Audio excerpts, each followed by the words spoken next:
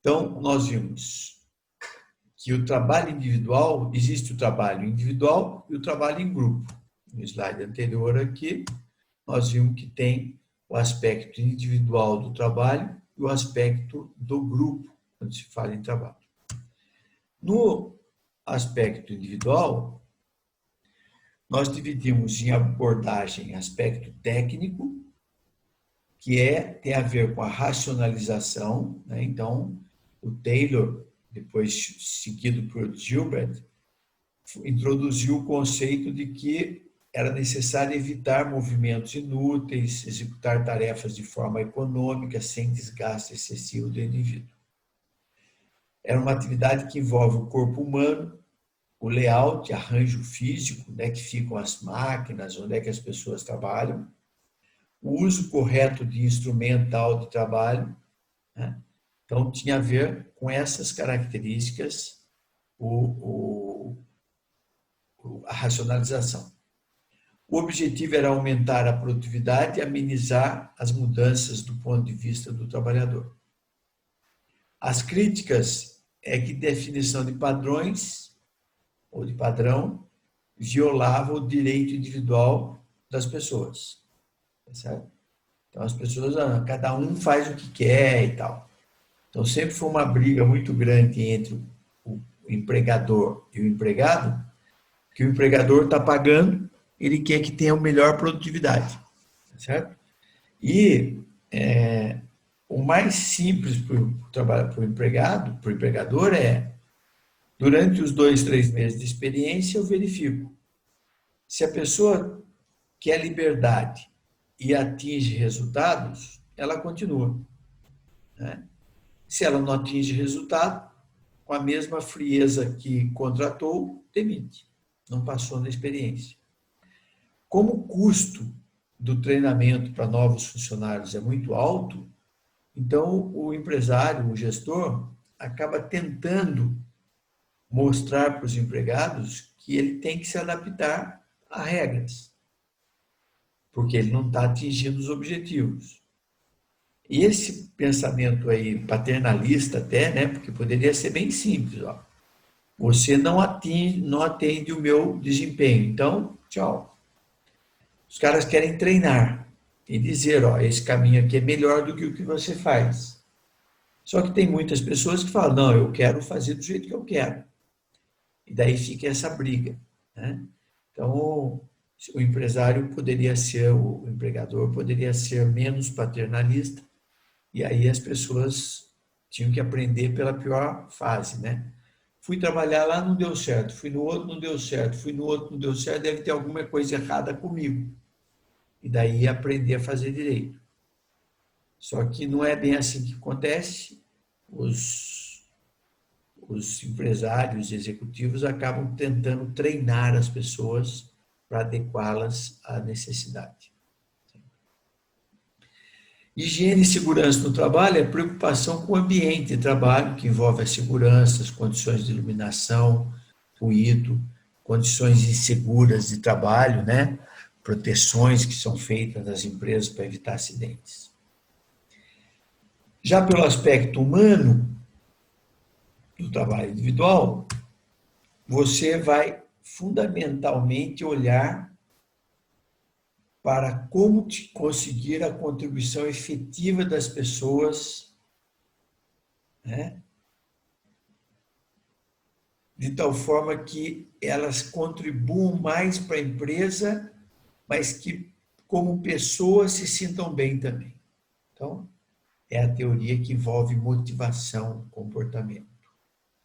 Envolve aspectos da psicologia, da sociologia, antropologia, e tem dedicado a gerar conhecimento sobre o complexo humano. Então, vamos imaginar aqui, ó. Vocês devem lembrar, mais do que eu até, de como foi o seu primeiro dia na escola. Não na faculdade, mas lá no pré-primário, né? Ou no primário. Como as pessoas não mudam muito, essa regra deve valer praticamente para todo mundo.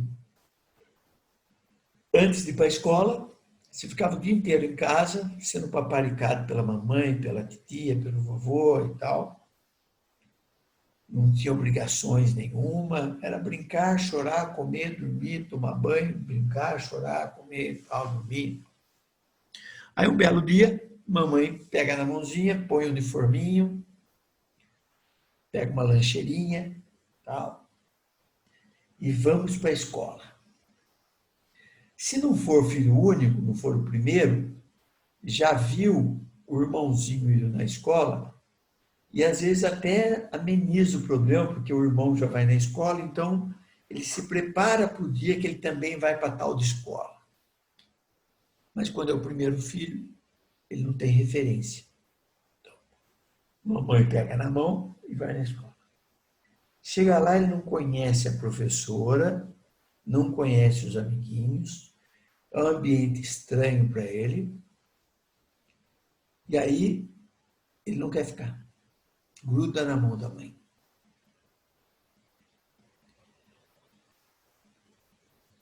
Com muito cuidado, muito esforço, se consegue que ele tire a mão. Mas a mãe tem que ficar à vista. Ele está lá brincando, de vez em quando ele olha e procura a mãe. Aí a professora fala para a mãe, ó, você fica aí observando. E vai aumentar o prazo que ele vai virar para te olhar. A hora que ele demorar bastante é sinal que ele está esquecendo de você e está ficando amigo dos amiguinhos ali, está brincando. Aí tem uns que são mais rápidos, rapidamente faz amizade e a mãe pode ir embora e voltar só para buscar. Outros leva dias, semanas. Que a hora que não vê a mãe dá desespero e começa a chorar e tal. Houve uma mudança enorme na vida dessa criança. Aí, na escola, o ensino da pedagogia lá e tal, fala ao professor, ó, você tem que ativar, ganhar a confiança da criança. Então, ela vai brincar com a criança. Um monte de brincadeira, os amiguinhos brincam, tudo festa. Até que chega um dia que todo mundo está bem entrosado com as brincadeiras, aí a professora vai pegar ali 10 minutinhos, vai dar uma folha para cada um e pedir para desenhar a casa, os pais.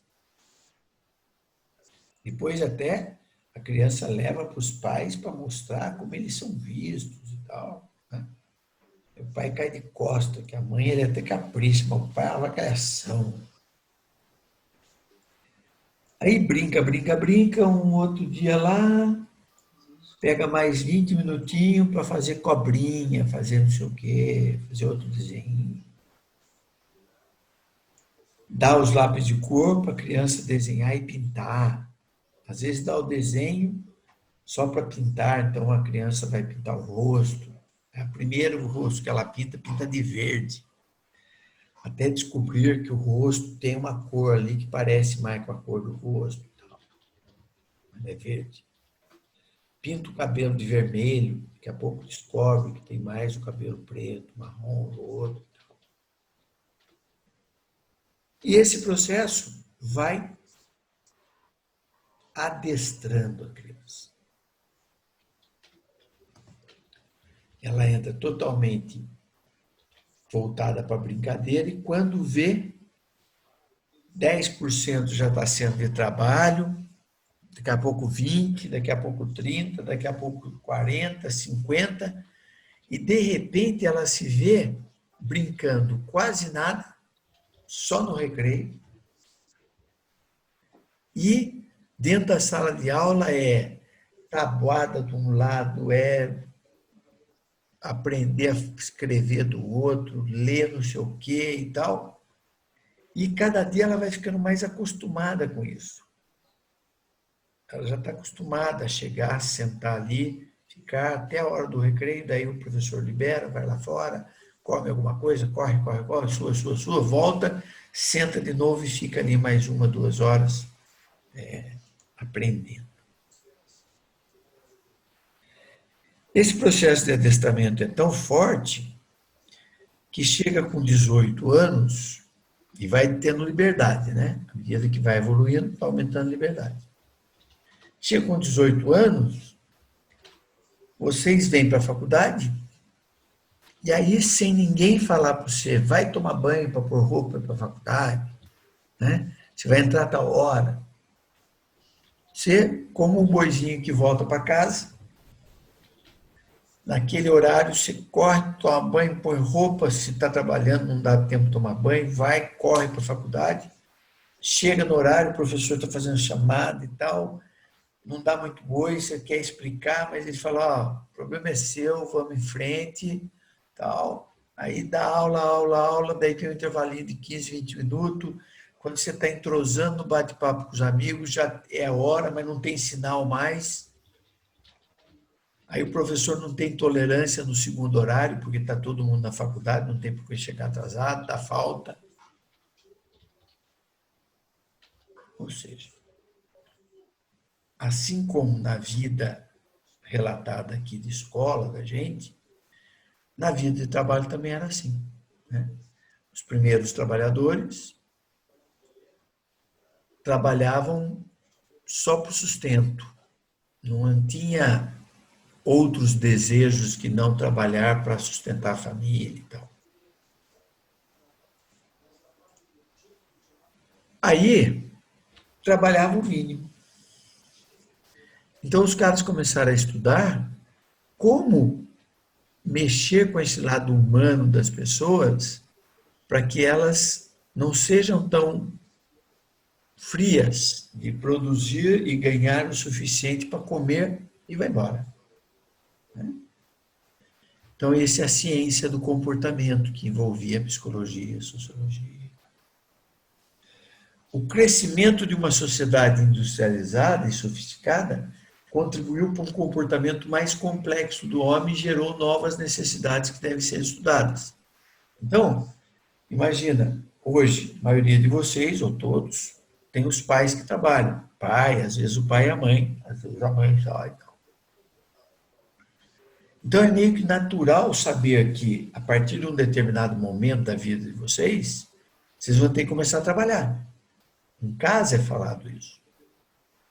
Então, a gente meio que se prepara para o dia que vai ter que chegar para trabalhar às 7 horas da manhã, 8 horas da manhã e sair 5, 6 horas da tarde.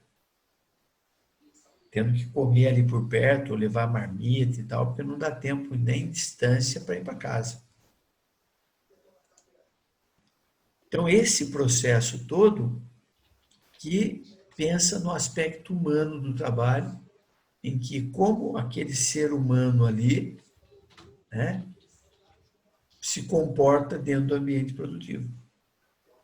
E isso é... Alô? Alguém quer perguntar? Não. E isso evolui todo dia. Cada dia que passa, a gente está mais consciente das nossas responsabilidades, da dificuldade que é, aceita o nosso destino de ter que trabalhar para sustentar a família, que o que a gente ganha é sempre menos do que a gente gostaria, os nossos gastos e desejos de gastos são sempre muito maiores do que a disponibilidade que nós temos de dinheiro. Então, nós vamos nos moldando a isso, né? A gente tem o desejo, por exemplo, quando assiste um filme, uma novela, vê um carro diferente, ou quando você está na rua, passa um carro, você vê uma casa, um apartamento de luxo, você vê uma casa e tal, você olha e fala, pô, eu gostaria de ter, mas nós somos preparados para aceitar que nem tudo que nós gostaríamos vai estar disponível para a gente. E a gente vai aceitando a nossa realidade. Isso tem um lado positivo, porque imagina se todo mundo ficasse revoltado no ambiente de trabalho. Como é que ia ser a produção se o chefe lá tinha que ficar o tempo inteiro repreendendo, né? Dando advertência, fazendo o diabo para o cara trabalhar. Na época mais atrás, aí, 100 anos, um pouco mais de 100 anos, né? Isso era tratado na base do chicote. Não quer trabalhar, chicotado, e vai ter que trabalhar e tal, e pronto. Então a mudança é, lá atrás, o trabalho era conseguido na base da porrada, certo? Porque, se lembrar, o trabalho não era digno, o homem de bem não trabalhava, então o escravo fazia o papel dele. E aí, com o tempo, a escravidão foi perdendo força, um homem dominar o outro, em troca de comida, e nem se tem isso às vezes, e foi dando lugar para as pessoas com maior necessidade. Então, o Brasil viveu bem isso. Com o fim da escravidão no Brasil, houve o convite, a atração para que cidadãos de outros países em crise viessem para o Brasil. E aí foi por isso que veio italiano, japonês, português, várias gerações aí de nacionalidades diferentes, que devido à crise em outros países acabavam vindo para cá. Recentemente nós andamos recebendo pessoal de Angola, né, que nós falamos português, eles também, então é sempre um atrativo vir para o Brasil. O Brasil é visto pelo pessoal da África portuguesa como um atrativo em termos de qualidade de vida e assim por diante. Então, nós andamos recebendo outras pessoas que, por dificuldade nos seus países, acabam migrando para outro lugar. A Europa hoje recebe os refugiados de diversas regiões em guerra do Oriente Médio, abrigando famílias e tal, com problema, né, de moradia. Personalidade e satisfação das necessidades. Então, o foco antes estava relacionado com a fadiga devido às condições do trabalho. Então, a primeira coisa que se pensou é, pô, nós temos que arrumar um jeito das pessoas não ficarem tão cansadas devido ao trabalho. Hoje, o objetivo é o treinamento, supervisão, estilo de liderança, personalidade, necessidades, forças motivacionais, desempenho, medidas de atitudes e melhoria do comportamento do indivíduo dentro das organizações. O administrador tem reforçado o seu papel, né, e a sua necessidade de conhecer aspectos não só do estudo da percepção da pessoa, mas também da personalidade do indivíduo. Então, se no passado eu me fixava em olhar a capacidade produtiva de um trabalhador, agora o gestor tem que ser capaz de interpretar as necessidades e as características das pessoas, reconhecendo o indivíduo e suas características. O objetivo passa a ser o de minimizar os erros advindos do desconhecimento das características individuais de seus comandados. Então, olha lá, o administrador, o gestor, tem que minimizar os erros por desconhecer as características individuais das pessoas. E são coisas que é observação. Eu me lembro que quando eu tive minha primeira supervisão, eu passei de engenheiro a encarregado de planejamento na empresa, eu passei a ter lá 15, 20 pessoas trabalhando na minha área, sob minha supervisão.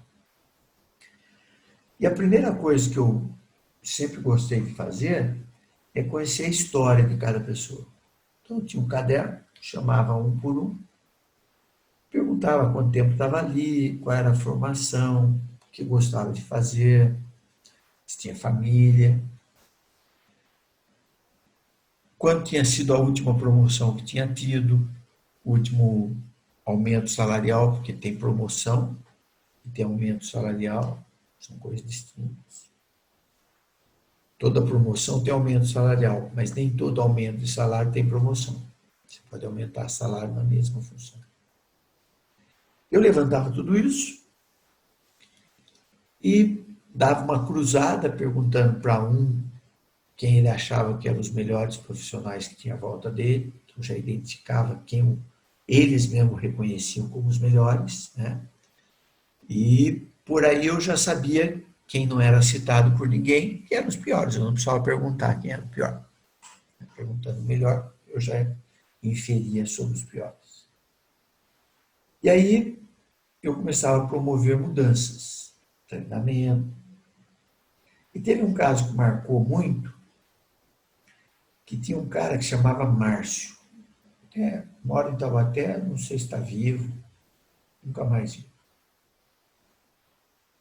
E o Márcio, ele era um cara que era pau para toda obra. Se você precisasse dele para virar a noite trabalhando, ele trabalhava.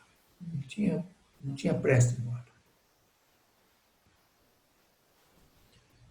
E me surpreendeu o dia que eu conversei com ele, que ele tinha 10, 12 anos na empresa e nunca tinha tido uma promoção e nem aumento salarial.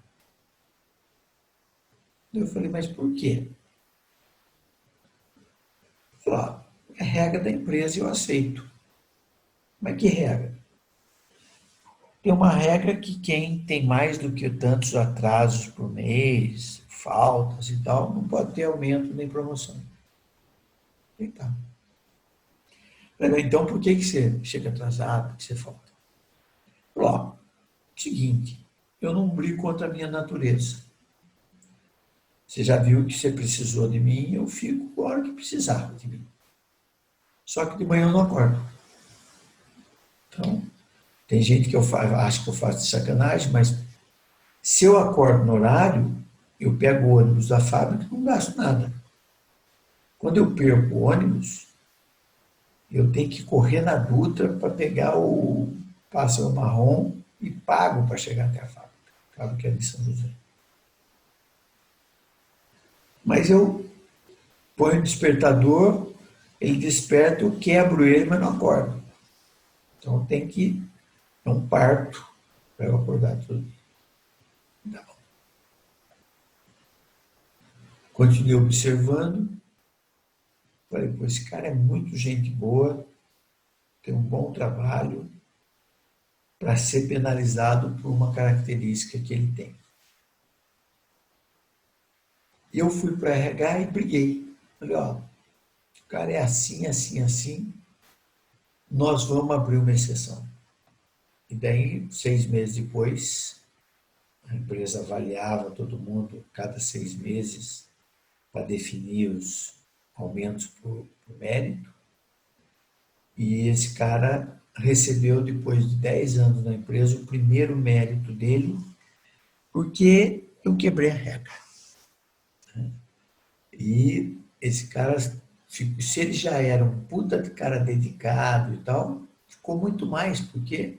E até os atrasos dele diminuíram. Parece que aquela coisa marcava tanto ele que ele falou: já estou ferrado mesmo, então vamos atrasar. Quando eu quebrei a regra e dei um bônus para ele ali, né, para o mérito, ele até os atrasos diminuíram, porque eu mexi com a motivação dele.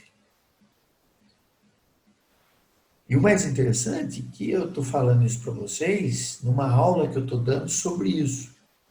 E quando eu fui trabalhar, eu não tinha tido esse tipo de aula.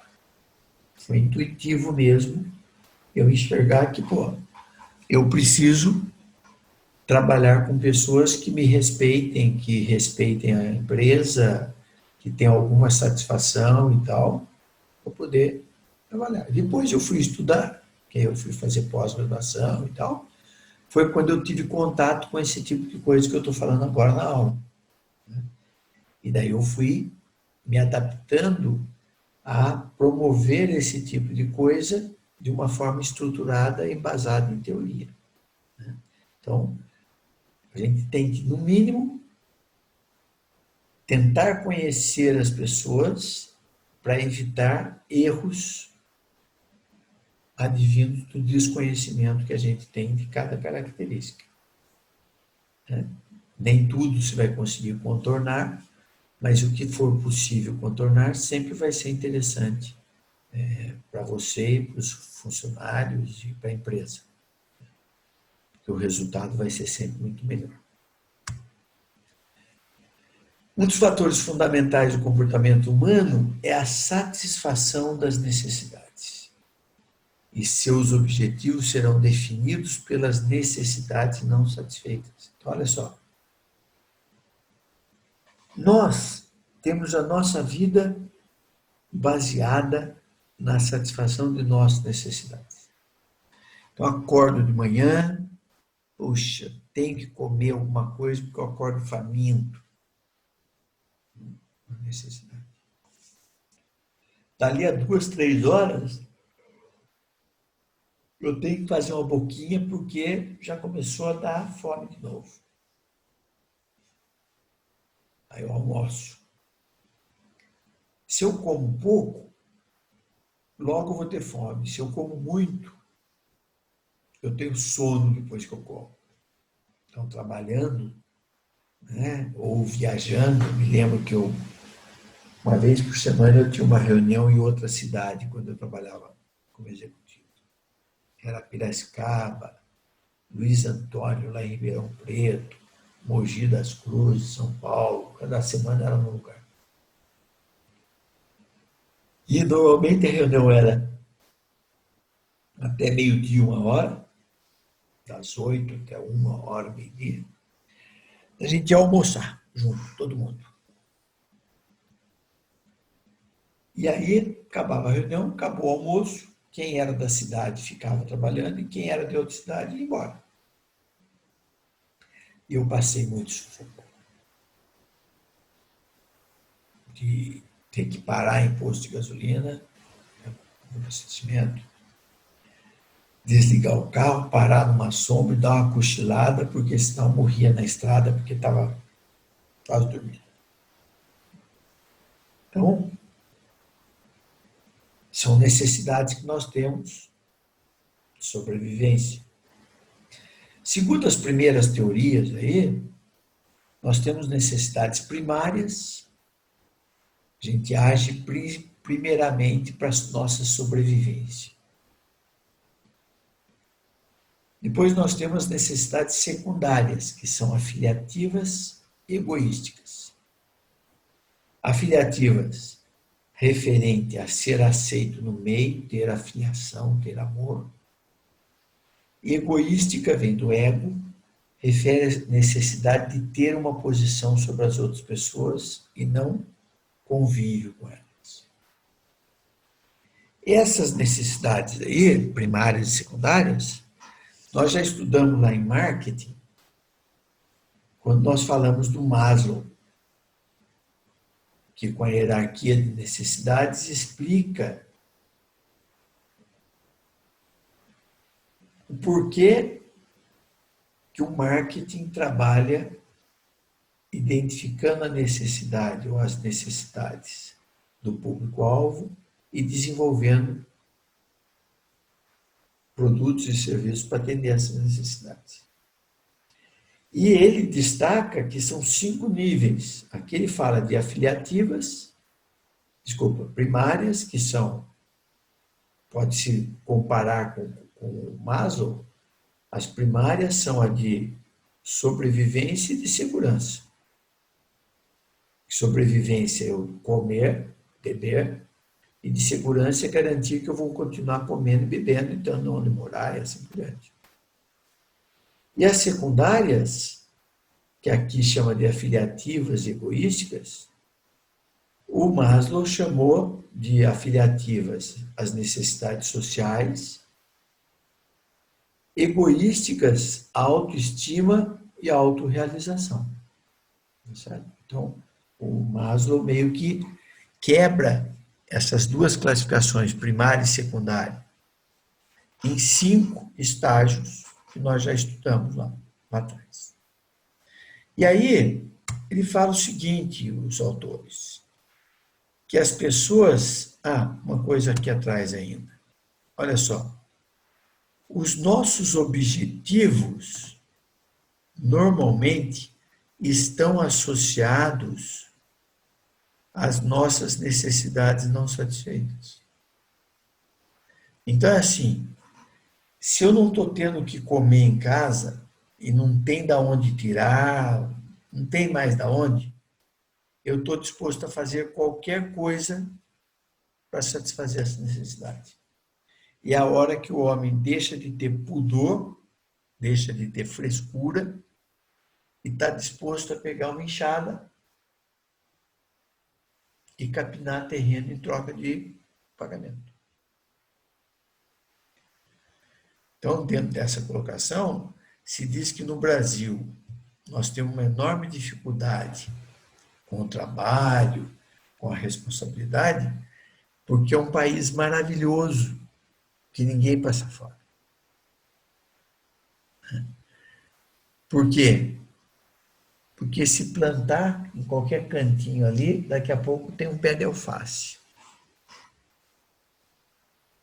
Ah, mas lá no norte e nordeste, principalmente no nordeste, não é verdade. Norte não, norte tem muita água. Mas nordeste tem seca. Certo?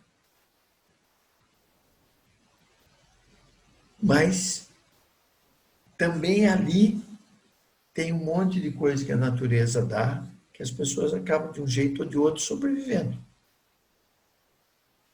Agora, depois de um tempo, muito tempo, que outros países desérticos resolveram o problema da falta de água, o Brasil vem reconhecendo que não é possível ficar nas mãos do destino que chega a ter anos e anos, décadas, sem chover em algum lugar.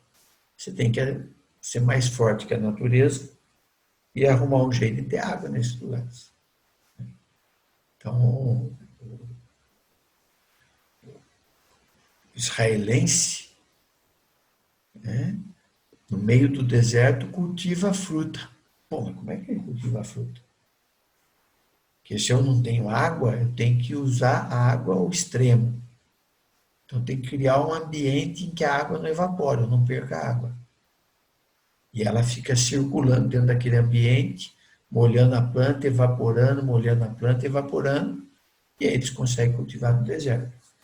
Tem um filme chamado Esquecido em Marte, eu acho, alguma coisa assim, em que o cara, por um acidente, acaba ficando em Marte, e aí ele vai aproveitar de tudo que ele tem para viver, senão ele morre.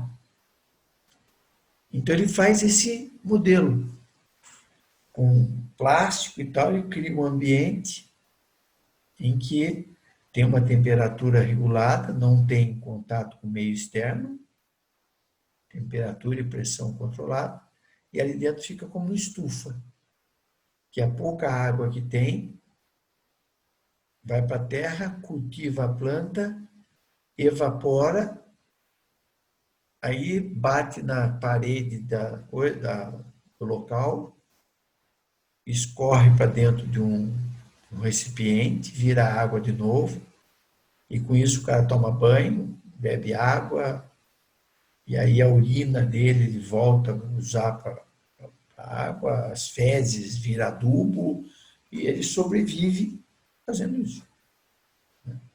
Então, nós vamos atrás das não satisfeitas. E aí, olha que legal. Quando eu estou comendo em casa, quando eu tenho segurança, que eu vou continuar comendo e tal, eu passo a enxergar outra necessidade não satisfeita, que é, poxa, eu não vou na casa dos meus amigos, então eu quero ir. Mas para eu ir lá, eu tenho que também receber em casa. Né? Eu quero sair, poder ir no cinema, então tem que ter dinheiro para isso. Então são necessidades que, quando você está passando fome, você não pode ir para o cinema. Como é que você vai deixar de comer para ir no cinema? Então, olha só, nós dedicamos grande parte de nossas vidas às empresas onde trabalhamos. Na realidade, né? Nós vivemos num mundo em que nós nos adaptamos por gerações a trabalhar.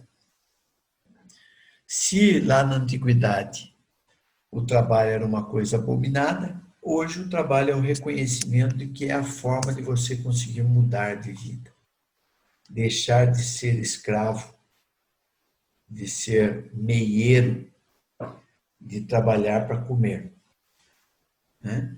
E hoje é possível com o trabalho, não é fácil, nada é fácil na vida, mas é possível mudar nosso futuro, nosso destino por meio do trabalho. Constroem estilos de vida sem sistema de valor, constrói estilos de vida, seu sistema de valor, seu interesse central de vida em torno do trabalho. Então, eu não consigo enxergar, por exemplo, como seria a minha vida se eu não trabalhasse. Você fala, seria ótimo. Depende. Se eu não trabalhasse, mas tivesse dinheiro, seria ótimo minha vida. Está cheio de rico aí, milionário, que não trabalha e não tem nenhum problema de não trabalhar. Na verdade, o que a história tem de mais para mostrar para a gente são ricos que não trabalham, né? Nós vimos aí que não trabalhava mesmo. Tinha que ter alguém para fazer tudo. Eu estava assistindo um filme ontem, que filme era? Que filme era? Duas rainhas. Duas rainhas. A Mary, rainha da Escócia, e a Elizabeth, rainha da Inglaterra. Eram primas e vivem um dilema lá até que a Mary é executada. Mas ela, como rainha, tinha duas, três mulheres que tiravam a roupa dela, davam um banho nela, vestia, ela não fazia nada. Essa é a realidade. E até hoje é assim, né? Tem muita gente rica que não faz nada. Vive muito bem. Assim. Só que para nós, que fazemos parte de uma classe média aí, nós só conseguimos nos ver obtendo o necessário para a nossa vida por meio do trabalho. Então, nós sabemos. O trabalho está no centro da nossa vida. Isso tudo vai além do dinheiro envolvido no processo. Vai além, mas a sobrevivência, a satisfação das nossas necessidades está em primeiro lugar. Pode não ter dinheiro, até uma parte do trabalho escravo, que de vez em quando tem denúncia no Brasil ainda, são pessoas que trabalham para comer. Ele não vê o dinheiro, não precisa de dinheiro, mas dão comida para ele. Isso é trabalho escravo. Motivação refere-se aos desejos, aspirações e necessidades que influenciam a escolha de alternativas. Então, sempre na nossa vida tem alternativas. Eu posso seguir esse caminho mais fácil, mas, porém, sem grandes mudanças. Ou posso seguir esse, que tem muito risco, muita dificuldade, mas se eu conseguir vencer por esse caminho, eu promovo mudanças significativas na minha vida. Depois tem outras alternativas mais ou menos. Eu sou mais Peaky Blinders que você, então. Oi? Quem que está falando?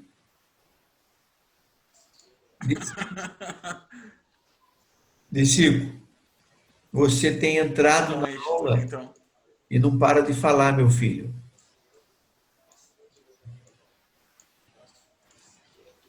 Deixa eu desligar ele aqui, peraí. Pronto. Já está desligado. Então, nossas escolhas de alternativas estão associadas às nossas aspirações, desejos, necessidades. Quando nós somos acomodados, nós temos a tendência de não ter muita aspiração. E eu já comentei em outros momentos que a própria criação religiosa que nós temos no hemisfério sul, países latinos e tal, é aquela criação em que o nosso destino já está definido e que, se foi pensado isso para a gente não tem que questionar e aceitar. Então, as pessoas acabam acomodando, sem aspirações, sem acreditar que são capazes de mudar, e aí, com isso, leva à acomodação. As pessoas não acham que são capazes de mudar o seu destino. Cada indivíduo tem necessidades as quais variam em intensidade e persistência. A satisfação dessas necessidades é o objetivo, ou fim em torno do qual a motivação é dirigida. Se eu identifico o que motiva as pessoas, eu posso agir adequadamente. Vamos dar um exemplo disso. Uma vez eu fui chamado por um grupo de gestores de recursos humanos no Vale, que se chamava GranFAP, eu não me lembro o nome. E a pergunta que eles me fizeram foi o seguinte: senhor, por que era um grupo que reunia gerentes e diretores de recursos humanos das empresas do Vale do Paraíba? Uma realidade que nós temos observado, eles falando, é de que os nossos gastos com benefícios para os funcionários é crescente. Os gastos são crescentes. Com vale transporte, o transporte, alimentação, cesta básica, assistência médica, assistência odontológica, não param de crescer. E quando nós fazemos a avaliação de satisfação dos funcionários, chama pesquisa de clima organizacional, as pessoas estão cada vez mais descontentes. Então tem algum erro, porque a empresa aumenta cada dia o valor investido em benefícios para os funcionários. A gente tem os números. A empresa gastava 10 antes, agora gasta 12. E quando faz análise de satisfação, as pessoas estão cada vez mais descontentes. Você consegue falar alguma coisa sobre isso para a gente numa palestra, alguma coisa? Eu falo. E eu fundamentei minha fala nisso que nós estamos discutindo aqui. Então eu cheguei lá e falei assim: vamos ver o perfil dos seus funcionários. Vocês devem ter funcionários que ganham lá o piso da categoria e que, por até desconhecimento, por nunca ter sido discutido abertamente essas coisas em casa, são aquelas pessoas que casaram e foram tendo filho um atrás do outro, sem nenhuma prevenção, sem nenhum controle de família. E aí hoje, ganhando R$ 2.000, R$ 1.000, com 4, 5, 6 filhos, não consegue ter dinheiro suficiente para sustentar esses filhos, para dar um sustento diferenciado que promova mudanças na vida dessas crianças. E aí, essas pessoas se motivam por necessidades associadas a um litro de leite a mais no mês já vai fazer diferença. Um dia a mais no mês que compre um pouco mais de carne ou de ovo, qualquer coisa, faz a diferença para essa pessoa. E aí, a regra de benefício da empresa é uma regra em que esse funcionário se sente até mal. Por quê?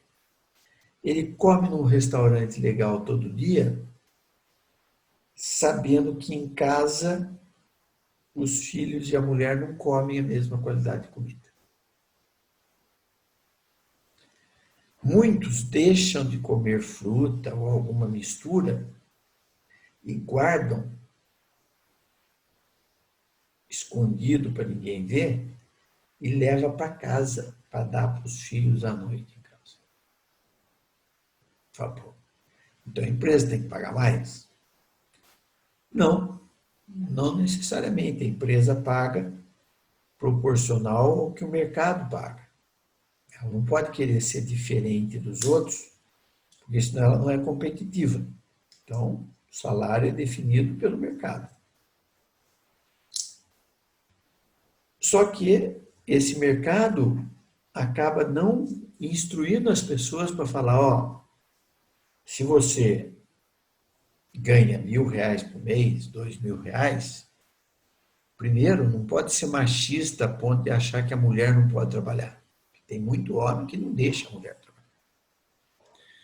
E hoje não dá mais para o homem trabalhar sozinho, porque com a entrada da mulher no mercado de trabalho, o salário caiu para metade. Aumentou a oferta de mão de obra, caiu o salário. Então hoje, para melhorar um pouco a vida, o homem e a mulher têm que trabalhar. Não dá para um ficar em casa e outro trabalhar. Não vai ganhar o suficiente. Depois, não tem ninguém instruindo e falando, ó, tenha só um filho e cuide muito bem dele.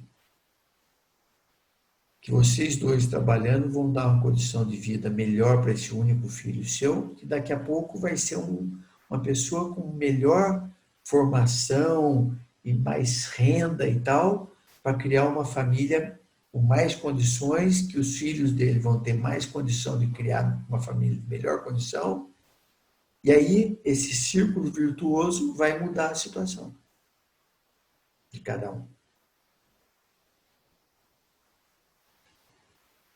E aí a empresa, por uma exigência do sindicato, de exigência paternalista, ao invés de dar aqueles R$ 80, R$ 100, R$ 150 de vale alimentação, sei lá, para o funcionário, para que ele compre a comida a mais que ele precisa, é dado uma cesta básica. Que de cara é um problema, porque é pesada, o cara vai levar para casa e tem gente que tem vergonha de assumir que depende daquela cesta básica para comer. E depois ali dentro tem produtos que ele não come, que não é da vida dele, ele preferia outro. E aí o pensamento paternalista diz assim, ó, se der o dinheiro, o cara não compra comida para casa e gasta em outras coisas. Então é preferível dar comida. E aí, esse cara que ganha R$ 1.000 por mês, aqueles R$ 100 seria 10% a mais para ele decidir onde ele vai gastar esse dinheiro, e ele recebe na forma de cesta básica, porque as pessoas não confiam que ele é capaz de tomar as boas decisões. Então ele não se motiva porque recebe cesta básica. Ele não se motiva porque tem uma alimentação legal na fábrica, porque ele sabe que ele come muito melhor do que os filhos dele. Então, vocês estão dando solução para problemas, soluções erradas para problemas de motivação dos funcionários que ganham menos. Para um funcionário que ganha bastante, ele come bem em casa.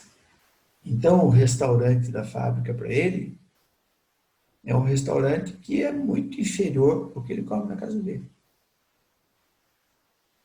A cesta básica que a fábrica dá, normalmente ele dá para empregado, tal, porque não falta dinheiro para ele comer. O orçamento dele para a comida representa 10, 15% do que ele ganha Então, a cesta básica não faz diferença para ele. Então, se de novo está dando solução para problemas errados. Tem uma turma no meio do caminho ali que não fica nem satisfeito nem insatisfeito com essas coisas. Mais ou menos. No geral, então, ninguém está muito satisfeito com o que acontece. Vocês me perguntam, qual a solução? Solução é conhecer os indivíduos e brigar com o sindicato, brigar com tudo, para dar tratamento adequado a cada necessidade.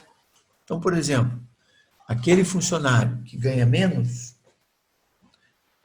vamos transformar os benefícios em algo a mais de dinheiro para ele levar para casa. E ele decide o que vai fazer.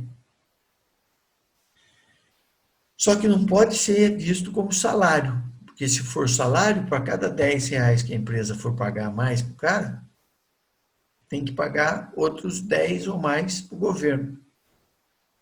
A cesta básica que custa 100, se for incorporado o salário, vai custar 200 e pouco para a empresa. Então, temos que brigar para que as leis sejam adequadas também. Porque se a empresa tiver que arcar, ela prefere dar a alimentação ao invés de dar o dinheiro. O cara que ganha muito, o que motiva para ele não está mais na necessidade básica de alimentação, de segurança. Ele já frequenta ambiente social, ele já tem um cargo destacado, ele já tem a autoestima dele atacada, trabalhada. Ele está num momento de autorrealização. A autorrealização tem muito mais a ver com receber um tapa nas costas, um tapinha nas costas, do chefe falando, bom trabalho, vou te dar um desafio novo. Isso motiva muito mais esse cara do que receber cesta básica. Então, o gestor tem que ter a sensibilidade de identificar o que motiva mais ou menos seus funcionários, porque, primeiro, que aumentar salário não motiva. Você fica satisfeito no dia que você recebe aumento, mas no mês seguinte, você já recebeu aquele valor antes, já se acostumou. Mas salário desmotiva. Então, olha só, ganhar mais não motiva. Mas o salário em si, alto ou baixo, sempre desmotiva porque nossas necessidades são infinitas. Se eu ganhar 10, eu arrumo um jeito de gastar. Se eu ganhar 100, eu arrumo um jeito de gastar. Se eu ganhar 1.000, eu arrumo um jeito, porque as necessidades vão sendo ampliadas de acordo com o nosso próprio padrão de vida. Então, esse exemplo que eu dei é real. E eu dei essa palestra e os caras puseram a mão na cabeça e falaram, pô, estamos fazendo tudo errado. E estão aceitando que o sindicato exija coisas que torna todo mundo, ou trata todo mundo igual. E cada pessoa, cada grupo de pessoas tem necessidades diferentes e, consequentemente, são motivadas de forma diferente. Quando definimos o objetivo, isso é traduzido em desejo. Então, um objetivo que a gente traça acaba sendo um desejo nosso de atingir aquele objetivo. A atividade proposta resulta da aplicação de um incentivo ou estímulo para atingir um objetivo. Então, quando eu trabalho com motivação dentro do trabalho humano,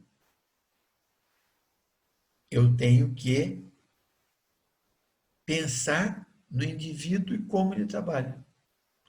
Fala, puxa, professor, mais do que eu te conheço, você é extremamente racional, como é que faz isso? Não tem nada a ver uma coisa com outra. Eu acho que eu já comentei, se não comentei, comento. Porque eu nunca fui chamado para ser padrinho de nenhum filho de funcionário, nunca fui chamado para almoçar na casa de funcionário, nada disso. Mas todo mundo me respeitava, porque do meu jeito, sem ser muito amigável, eu trabalhava pelo bem de todos ali. Não tratava ninguém com diferença em que um ganhava mais do que o outro porque era mais meu amigo. O salário era proporcional ao desempenho de cada um, as promoções, os incentivos eram associados a desempenho. No início as pessoas ficavam meio assim e tal, depois entendiam que era melhor ser assim do que ter meia dúzia de beneficiado e a maioria tomando na cabeça porque eu dava preferência para os meus amigos. Entendeu? Então cada um tem seu estilo. Você fala, professor, mas eu estou aqui no nono semestre de publicidade, eu não vou ser dono, gestor de nada, eu vou ser empregado. Então, mas é lê do engano. Primeira atividade bem feita que você fizer na agência, na empresa que você estiver trabalhando, a carência é tão grande de bons profissionais que você vai ser promovido. Se for bom no que você faz, você vai ser promovido. E quando for promovido, você passou a ter um estagiário trabalhando com você, você já passou a ter que se preocupar com como é que você vai motivar aquela pessoa para trabalhar. Como é que você vai identificar e melhorar a produtividade daquela pessoa, racionalizando o tempo dela. Se você não fizer isso, você vai carregar as pessoas que respondem para você nas costas. Porque ele não vai conseguir fazer e você vai fazer o trabalho de 2, 3, porque você precisa mostrar serviço, senão você perde aquele salário a mais que você tem, aquele benefício a mais por ter uma posição de chefia dentro da empresa. O processo motivacional, ele tem essa característica aqui. Então, eu tenho motivos e necessidades, que são internos, inerentes a cada pessoa. Eu tenho por fora estímulos e incentivo. Esses motivos e necessidades, incentivos e estímulos vão mudar o meu comportamento. O comportamento leva ao objetivo. O objetivo leva, de um lado, a satisfação, que alimenta outros motivos e necessidades que são internos. Os objetivos também levam a aumento de produtividade, que alimenta novos incentivos e estímulos. Então, eu tenho um círculo embaixo, que eu tiro incentivo, estímulo, leva a comportamento, objetivo, que leva a produtividade, que alimenta de novo e fica girando. Em cima eu tenho outro que motivos e necessidades leva a comportamento, objetivo, satisfação ou insatisfação, que leva a novos motivos e necessidades, que fica girando aqui. Esse é o processo motivacional. E todos nós vivemos isso constantemente. Nossas necessidades estimuladas por coisas que estão à nossa volta, moldam o nosso comportamento e definem nosso objetivo. Que leva à satisfação e leva à produtividade. E que realimenta o sistema constantemente. O Maslow, que nós já estudamos em marketing, aparece aqui, né, só recordando, que ele tem hierarquia baseada na sobrevivência, segurança, necessidades sociais, autoestima e autorrealização. Eu achei que estava errado aqui, autoestima sem hífen, autorrealização com hífen. Mas depois lembrei que a regra agora é essa. Né? Então tá certo. Quando são duas vogais juntas, você junta a palavra E tem alguns casos que você põe hífen quando é uma vogal ou uma consoante. Vocês sabem isso mais do que eu. Esse Frederick Herzberg desenvolveu a teoria da higiene. Higiene não é higiene de limpeza, mas vocês vão entender na explicação abaixo. Segundo o Frederick, existem fatores de satisfação nas nossas vidas e fatores de insatisfação, ou higiene. Então, higiene, nesse contexto aqui, tem a ver com a insatisfação das coisas, os nossos fatores de insatisfação. Como satisfação, ele cita percepção de oportunidades. Então, eu vejo uma oportunidade, eu fico satisfeito com aquela possibilidade. Reconhecimento me leva à satisfação. O trabalho por si me leva à satisfação. Ter responsabilidade leva à satisfação. E o progresso, quando eu vejo que eu estou progredindo, me satisfaz. E eu quero progredir mais. Então, por isso que se fala que a gente deve cultivar bons exemplos, porque eles nos alimentam para novas atividades. Fatores de satisfação ou de higiene. Política organizacional, o que é isso? Como que a empresa vê o comportamento, a relação entre as pessoas, o que é importante para a empresa? Isso pode ser um fator de insatisfação. E quem define a política organizacional são os gestores. Não são os homens, são os gestores. E por quê? Amanhã você pode ser um desses gestores. E aí, quanto mais você entende como que essa política organizacional é prejudicial para a empresa, maior a sua responsabilidade quando fizer parte da gestão da empresa de promover mudanças. Relacionamento com a supervisão, com o chefe imediato. Isso pode levar à insatisfação. Principalmente se o chefe ou supervisor não tiver formação de gestão, porque ele trata as coisas de forma totalmente subjetiva. A pior coisa que tem é você trabalhar com um chefe ruim. Chefe que está acomodado, atrasado, não evolui, não valoriza conhecimento, nada. Isso leva à insatisfação. Tem gente que vai embora da empresa porque olha e fala, não fico mais aqui. O cara é um zero à esquerda e manda em mim, não é possível. Vai embora. E a empresa perde bons funcionários porque não avalia adequadamente os supervisores que ela tem, os chefes que ela tem. Condições de trabalho. Ambiente.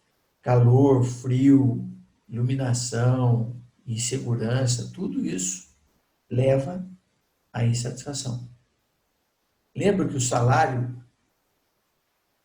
não motiva, não satisfaz? Por quê? Porque nossas necessidades são infinitas.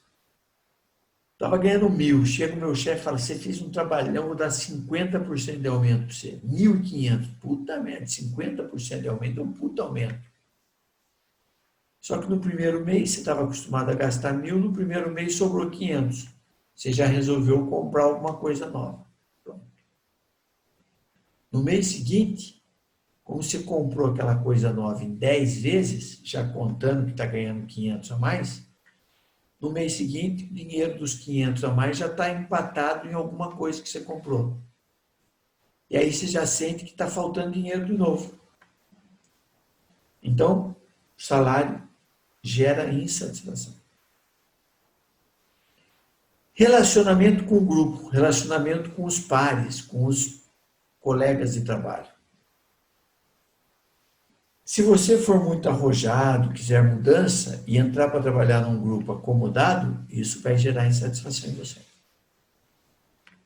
Se você entrar num grupo arrojado, que você é mais acomodadão, também vai te gerar insatisfação, porque você não quer ser que nem as pessoas. Você quer ser diferente. insatisfação gerada pela vida pessoal. As pessoas não conseguem separar as dificuldades, os problemas que têm em casa do emprego. Então traz problema no emprego. Brigou com a mulher, com o marido. O Corinthians perdeu. Tal, chega para trabalhar de bico. Eu fico o dia inteiro trabalhando, pisando em ovo ali, xingando todo mundo. E insatisfeito com a vida, né? Com os problemas em casa, com a família, com o time, com não sei o quê, com não sei o que lá. A gente tem que saber identificar isso e tentar ajudar de alguma forma. Status leva à insatisfação. Não ter status, não ser reconhecido. Não sei se eu já comentei com vocês, eu trabalhava na Engesa e lá rapidamente eu conheci os diretores, tive 2 promoções, 3 na verdade. Todo mundo me conhecia, tudo. Uma empresa que tinha 1.500 funcionários em São José. Fui chamado 2 vezes para trabalhar na Embraer, que tinha 8, 10 mil funcionários. Não fui. E era para ganhar mais. Pô, você não foi para ganhar mais? Fui. Eu via que no longo prazo eu tinha muito mais possibilidade de me satisfazer, de crescer profissionalmente, de estar realizado na empresa que eu estava, do que numa outra grande, em que eu ia ser mais um, que podia até ganhar mais, mas não ia ter grande reconhecimento. Então, preferi não ir. Mas daí se ganhou menos, eu ganhava bem, não ganhava mal. Podia ganhar mais, mas estava satisfeito com o que eu tinha.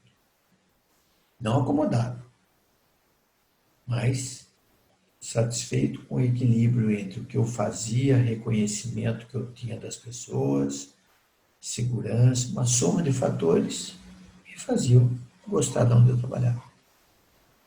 E a questão de segurança também, né? Aquela empresa que está sempre em crise, toda hora tem ameaça de mandar a gente embora, aquele mercado complicado, gera insatisfação, porque você nunca pode assumir compromissos de mais longo prazo, porque você não sabe se amanhã você está empregado.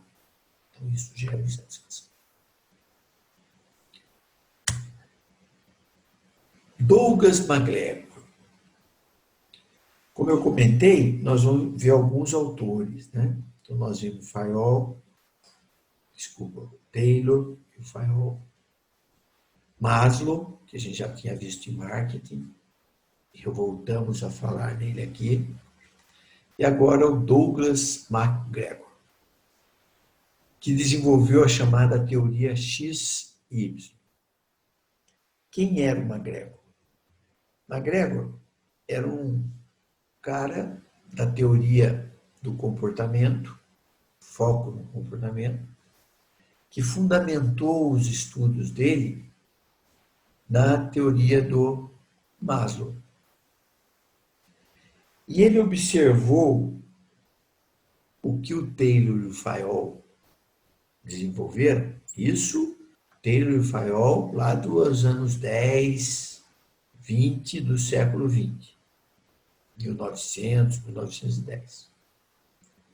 O MacGregor tem a teoria dele na década de 60, 70.